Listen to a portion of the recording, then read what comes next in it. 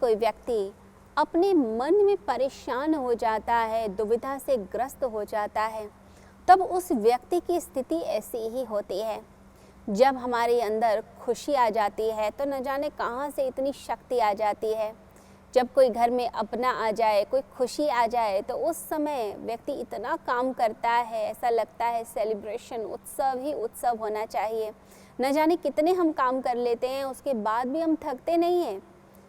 ऐसा लगता है शरीर में जान आ गई। आपके चाहे घुटने में दर्द रहता हो, बैक में प्रॉब्लम रहती हो, माइग्रेन का प्रॉब्लम रहता हो, लेकिन अगर कोई खुशी आ जाए, घर में कोई अपना आ जाए या बेटा विदेश से लौट कर आ जाए, पढ़ाई कंप्लीट करके आ जाए, तो इतनी खुशी होती है, व्यक्ति उस खुशी में एक्स्ट्रा काम कर जाता है। शरीर में चाहे व्याधि हो, शरीर में कोई डिजीज़ हो, बीमारी हो, उसके बाद भी वह उछल उछल कर काम कर रहा होता है। साथ वाले को कहना पड़ता है थोड़ा आराम तो कर लो, लेकिन व्यक्ति कहता है नहीं, आज तो आराम करने का मन नहीं है, आज ऐसे नींद नहीं आएगी, बल्कि मन और काम करने को हो रहा है, इतनी शक्ति भर गई है। लेकिन कभी कोई दुख की वेला आ जाए, कोई ऐसी घड़ी, कोई क्षण आ जाए जब आपकी मर्ज़ी के हिसाब से कोई चीज़ नहीं हुई, आप कुछ करना चाहते थे, आपकी मर्ज़ी के हिसाब से नहीं हुआ, या कोई ऐसा दुख आ गया जो आप बियर ही नहीं कर पा रहे, सहे ही नहीं पा रहे हैं, उस समय होता क्या है, शरीर तो वही था। बड़े से बड़ा पहलवान जब दुखी हो जाता है तो लगता है शरीर में शक्ति ही समाप्त हो गई है। अब ऐसा लगता है कि बल फिर था कहाँ? क्या बल, क्या ताकत हमारे शरीर के अंदर थी, या जो ताकत होती है वो हमारे मन के अंदर होती है? तो ये प्रश्न हमारे मन में कौनता है, ताकत है कहाँ? अगर कोई व्यक्ति पहलवान जैसे शरीर का भी है, लेकिन उसके घर में किसी अपने की मृत्यु हो गई है, तो शरीर से ऐसे निढाल सा बैठा हुआ होगा, एकदम चेहरा लटका हुआ होगा। लगता है ये वही पहलवान है जो इतनी बड़ी बड़ी कुश्तियाँ लड़ता था, इतने बड़े बड़े पहलवानों के छक्के छुड़ा देता था। आज इसकी स्थिति देखो, कोई बच्चा भी अगर धक्का देगा तो ये ज़मीन पर गिर जाएगा, ऐसी इसकी स्थिति है। तो जब व्यक्ति एक विषाद की अवस्था में, एक दुख की अवस्था में होता है, तब उसके अंदर वो शक्ति समाप्त होने लगती है। तो ये चीज़ क्या है? ये बताती है कि जो बल है, जो ताकत है, जो पावर है, वो ताकत जो है वो हमारे शरीर में नहीं, वो हमारे मन में होती है, हमारे संकल्प में होती है, वो हमारे विल के अंदर होती है। जब हम खुश होते हैं, प्रसन्न होते हैं, तब वह खुशी हमारे रोम रोम में फैल जाती है, हमारे शरीर में फैल जाती है। और जब हम दुखी होते हैं तब हम कॉन्ट्रैक्ट होने लगते हैं, हम संकुचित होने लग जाते हैं, तब हम बुझे बुझे होने लगते हैं, शरीर से वो ताकत निकलने लग जाती है, शरीर की ताकत वापस खिंच जाती है। ऐसा लगता है शरीर कमज़ोर हो गया, क्योंकि मन की ताकत से ही शरीर चल रहा होता है। अब अगर देखा जाए, साइंटिस्ट ये कहने लगे हैं, साइकेट्रिस्ट कहने लग गए हैं कि शरीर से ज़्यादा मन इम्पॉर्टेंट है, मन पर ध्यान दीजिए, मन के स्वास्थ्य पर ध्यान दीजिए। मेंटल हेल्थ पर अब कितना काम होने लग गया है, मेंटल हेल्थ पे लोग इतने ज़्यादा जागरूक हो गए हैं। कुछ समय पहले अगर किसी को बोला जाए कि आज मैं खुश नहीं हूँ या मेरा मन दुखी रहने लग गया है, तो लोग डिप्रेशन को, निराशा को बहुत बुरा मानते थे कि जैसे ये व्यक्ति तो पागल ही हो गया, पागल की संज्ञा देने लग जाते थे कि ये तो पागल है। लेकिन अब जैसे जैसे ये प्रॉब्लम बढ़ती जा रही है, अब समझ आने लगा है लोगों को कि मन की इम्पोर्टेंस बहुत ज़्यादा है। मन दुखी होता है, मन सुखी होता है, मन बीमार होता है, मन स्वस्थ होता है, ये बिल्कुल नॉर्मल है। ऐसे ही जैसे कि हमारा शरीर स्वस्थ भी होता है और हमारा शरीर बीमार भी हो जाता है। अब आपको वायरल हो जाता है तो आप क्या करते हैं? आप जाते हैं डॉक्टर के पास, दवाई लेते हैं, आप ठीक हो जाते हैं। या आप जो है अच्छी डाइट शुरू कर देते हैं, रेस्ट करते हैं, उससे भी आप स्वस्थ हो जाते हैं। ऐसे ही मन भी कभी कभी बुझ जाता है, मन भी कभी कभी परेशान हो जाता है, उस समय आपको चाहिए अच्छे विचार। मन की दवाई है अच्छे विचार। तो आप काउंसलिंग लेते हैं या किसी के पास जो बड़ा बूढ़ा है या कोई आपका बेस्ट फ्रेंड है, उसके पास जाकर आप सलाह लेते हैं, या आपको जो लगता है कि ये व्यक्ति मुझे अच्छी सलाह देगा, मेरे करियर के लिए सलाह देगा, मेरे बिज़नेस के लिए सलाह देगा, अभी मैं डूब रहा हूँ, मुझे मार्केटिंग कैसी करनी चाहिए, मुझे पब्लिसिटी कैसी करनी चाहिए, मैं आगे कैसे बढ़ सकता हूँ, ये सारी चीज़ों की वो मुझे राय देगा तो मैं ज़िंदगी में आगे बढ़ जाऊँगा। तो जो हमसे ज़्यादा बुद्धिमान होते हैं या जो व्यक्ति उस समय स्टेबल है, हम हमसे राय लेने लग जाते हैं।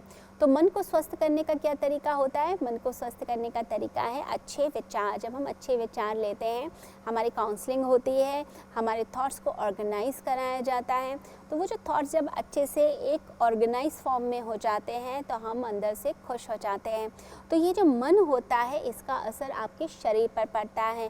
अब ऐसा कहा जाता है शरीर और मन दोनों जुड़े हैं, उन्हें साइकोसोमैटिक कहा जाता है। यानी कि मन अगर दुखी है तो शरीर भी दुखी होगा, हमारे अंग अंग हमारे सेल्स पे प्रभाव डालेगा, तो हमारे सेल्स पर असर आने लगता है। देखिए, खुशी के क्षणों में असर आएगा, सेल्स जो हैं ज़्यादा एनर्जी से काम करेंगे। दुख के क्षणों में सेल्स जो है वो भी दुखी होने लग जाते हैं, उनकी बैटरी जो है चार्जिंग ख़त्म होने लग जाती है और वो भी बुझे बुझे लगने लग जाते हैं। तो मन जिस व्यक्ति का प्रसन्न रहता है उसका शरीर भी प्रसन्न रहता है। जो व्यक्ति हर समय स्ट्रेस में है, जो व्यक्ति हर समय डिप्रेशन में है, उस व्यक्ति को बीमारियां ज़्यादा घेरेंगी। अब तो ये साइंटिफिकली एविडेंट भी है।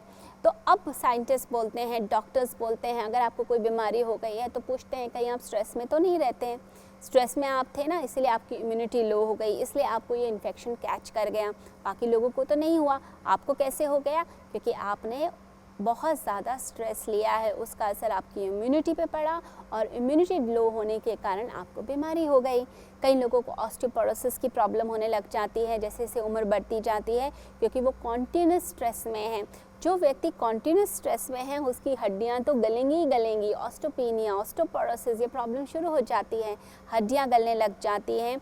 घुटनों की जो प्रॉब्लम है, बैक प्रॉब्लम है जो आजकल इतनी कॉमन हो चुकी हैं, ये सब अगर देखा जाए, आर्थराइटिस, ये जो प्रॉब्लम आती है ये सब स्ट्रेस के कारण आती है। जो लोग बहुत ज़्यादा चिंता करते हैं, जो चिंता करते हैं फाइनेंस की, अपने रिश्तों की, किसी की मेरा कोई आधार नहीं रहा, या मेरे रिश्ते मेरे टूट रहे हैं, या कोई केस हुआ है, या कोई चीज़ जो चल रही है लाइफ में जो स्ट्रेस पैदा कर रही है, वो स्ट्रेस के कारण फिर क्या होने लगता है कि आपके बॉडी के अंदर रिएक्शन स्टार्ट होते हैं और आपकी बॉडी उसको रिएक्ट करती है। तो घुटनों की प्रॉब्लम स्टार्ट होती है, बैक प्रॉब्लम स्टार्ट होती है।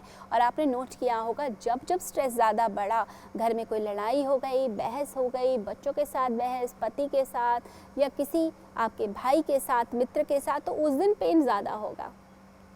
जब आप खुद ही दुख में है उस दिन दर्द ज़्यादा बढ़ेगा, यानी मन का दर्द आपके शरीर पर आएगा ही आएगा। और जिस दिन आप हैप्पी होते हैं तो दर्द आपका कम हो जाता है, उस दिन आपको पता भी नहीं चलता मेरे शरीर में दर्द है कि नहीं है। माइग्रेन भी नहीं होता है, माइग्रेन की भी प्रॉब्लम का रीज़न यही है।